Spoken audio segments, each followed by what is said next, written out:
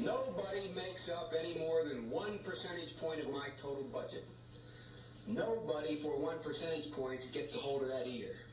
Nobody gets any more than a return phone call for that. Video. 1%. But it's not because I'm particularly moral. It's because nobody took me seriously. Biden admitting they'll pretty much do anything to maintain power. Wow. But the most shocking parts of the audio involve his statements about women and minorities. In fact, he made several derogatory jokes about women in the audience. We didn't even think they told me you weren't going to be here. Oh, I wasn't expecting you to be here. Take a listen. The only analogy I can really think of is a football analogy, and I apologize to you women in the audience for not being able to think of a more appropriate analogy, but they told me here they didn't want you here anyway. I didn't expect any women to be here.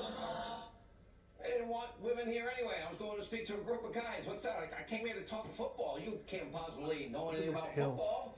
Can you imagine if any Republican said this? The hysteria in the media mob, it would be nonstop. The coverage would be apoplectic, outrage, moral, selective outrage as it usually is. Here's one more. One point in the speech. Biden singled out a woman in the front row, asking a question. Listen to this. Senator, I find you very he's gonna get her. Mask to the Very face. lovely. Come on up. The rest is not very good. That's what I thought.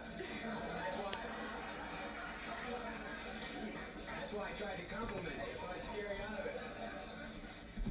To the best of your knowledge, Senator, do you believe that the Democratic Party has ever been involved in something as atrocious as bugging? Sure, yes. Yes, I do. But bugging isn't the question, kiddo. Yeah, kiddo. Okay. Oh, they didn't want you here anyway. This guy is trying to win over, social justice warriors in the Democratic Party, and there's more. At one point, then, Senator Biden actually refers to African Americans, what I see is a horrible, degrading word. Listen for yourself.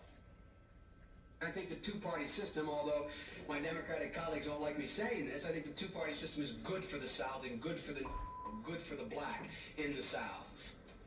Now, that's the current frontrunner of the Democratic Party. We reached out to Biden and the Biden campaign for comment. They have yet responded. Now, remember, according to their rules, you must be held accountable for every single word you've ever said and anything you've ever done. That is, unless, of course, you're a Democrat and you believe with them.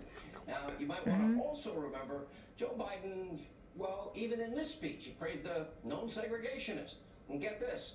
Cleveland.com first reported these disturbing remarks in May of 2019, and I doubt any of you saw this up until now, and nearly everyone in the media mob, they ignored it. Of course they did.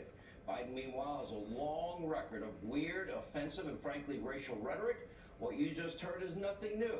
Take a listen. The largest growth in population is Indian Americans moving from India. You cannot go to a 7-Eleven or Dunkin' Donuts unless you have a slight Indian accent.